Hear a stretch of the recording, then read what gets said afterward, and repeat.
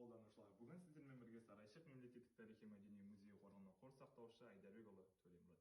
Әр халықтың рухани әлемі ең алдымен оның дәстүрлі өнерін бастау алатыны, ал ол өнердің дамуы халықпен тығыз байланыста өрбитіні белгілі. Табиғатпен біте қайнасқан халықтың қоршаған ортаның әсерін талғампаздықпен қабылдап отырғаны ұрпақтан ұрпаққа мұра болып жеткен қолөнер туындыларымызды көруге болады. Сарайшық музей қорығы дәстүрмен кездесу айдарының қазақтың төл өнері алаша тоқудан бастайды. Алдымен Сарайшықта өткен іс-шараға қатынасқан Рысқалиева Ғалия Сайып қызының өрмек тоқу өнерінің туралы алған сұхбатымызды сіздерге ұсынамыз. Саламатсыздар ма? Мен Рысқалиева Ғалия Сайып қызы, Құрманғазы ауданынан келіп отырмын. Сарайшық қаласында өтіп жатырған жаңа конференцияға әдейі шақырылып, осы бұрынғы ұлттық өнерді жалғастырып жүрген адамдар шақырылды. Талай жаңа сайыстарға да бұнда келіп жүрміз. Соның ішінде менің осы алаша тоқу өнері, алашалардың түрлері, киіз басу өнері, ши тоқу өнерлерімен айналысатын едім.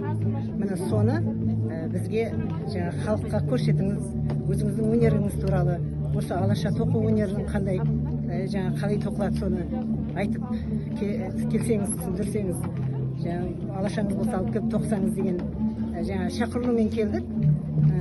Жақсы өтіп жатыр, кешеден бері шара. Маған ұнады. Бұл жерде тағы да басқа шеберлер бар. Соның ішінде енді біздің ұлттық, сонау көне заманнан келе жатырған, жалғасып келе жатыр деуге болады. Қазіргі заманда енді кішкене қалып бара жатыр, бірақ соны мен әлі жалғастырып жүрмін. Мен өзім бала кезімде анам менен әжем осы алаша тоқиды. Бұрын енді бүткіл қазақ халқы тоқыды, жалғыз менің анам мен әжем емес. Соның ішінде жаңа айтып өтейін, 7-8 сыныптар оқыған кезінде жаңа анам қыз балаға ойнау, далада көп жүгіру үйлеспейді. Сен өнерді біл, үйрен деп үйретті ғой. Осыны тоқыдық. Мына бір мысалы әдейі көрсетіп алып келдім. Бұл менің сол 7-8 сыныпта тоққан алғашқы алаша.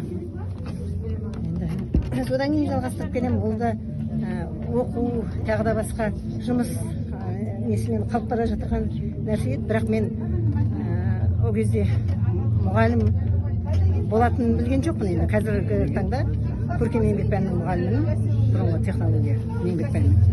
Міне осы өнерімді қуанамын қазір әлде де жалғастырып, осыны халыққа пайдаластырып, соның ішінде оқушыларды қазір үйірмеге шақырып, осыны үйретемін. Оқушылардың да қызығушылығы өте жоғары, осы өзіміздің ұлттық өнерді үйреніп келеді. Жалпы алаша тоқудың түрі бар, жаңа айтып кеттім. Мынау түрікпен тоқу деген, мынау жаңа жүз теру дейді. Жүз теру, жаңа қошқар мүйіз. Ылғи қошқар мүйіз. Түрікпен теру дегенде жаңа самаурын көрсетіп. Мынау анаммен тоққан алаша, бұрынғы мынау әжемнен қалған көне. Ерте дегенде ғасыр болған бар бұл алашалар. Мынау да сол ескі. Енді мынау қазір жаңа алашалар бұл былай болады, мынау артығы. Артығын былай жинап қойдық. Мына 5 самаурын, кіші самаурын дейді. Содан кейін келеді үлкен самаурын, қасында кіші самаурындар бар. Содан кейін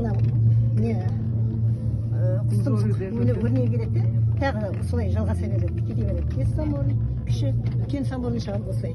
Енді бұның жалпы екі қарай беттестіріп былай жібереміз ғой, астына қарай тоқылғаны жағы. Менің тоқыған алашам мынау көнінде.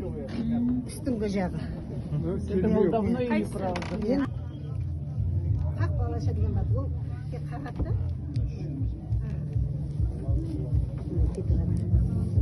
Осылай өтіп қалса, кем болып қалады. Мынаның арасына да түсіп кетеді. Жаңа кейде соны қарап, дағыттап.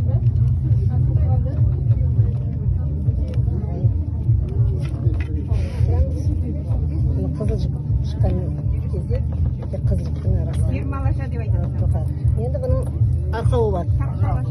Арқау, бұны киенің жүнінен, шуда жүн бар ғой, қылшық, жаңағы қатты ұстап үзілмейді. жаңағыдан арқау жасайды. Арқауды өткізіп тоқып тұрады арқаумен. Өткізіп тұрған екен. Пешасты өзі өткізіп тұрған екен. Процесс тағы бір көрсетшеңіз. Міне, енді мен келесі жағын аударуым керек. Өрмектің келесі жүзі дейді. Ол міне.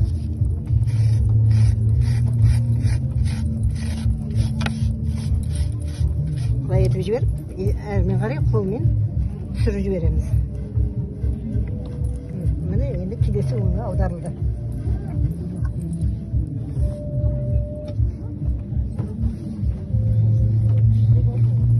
Жаңағы терген жібімізді былай етіп қоямыз да, осының астымен қылшымызды өткізіп аламыз. Қылшы ағашы. Қатты. Өткен тарихымызды білмей, қазіргі күннің қадіріне жету, болашақты болжау өте қиын. Ата-бабамыздан қалған жинақтаған рухани байлықтың қоры ұшан теңіз. Қазіргі таңда өз құндылығын жойған емес. Олардың барлығы баршаға бірдей қазына. Бұл мәдени асыл мұраларды зерттеп танып білу біздің және кейінгі ұрпақ үшін абыройлы парыз. Осы мақсатта дәстүрлі өнерлерімізді таныстыруды ары қарай жалғастыра бермекпіз. Назарларыңызға үлкен рахмет, сау саламатта болыңыздар.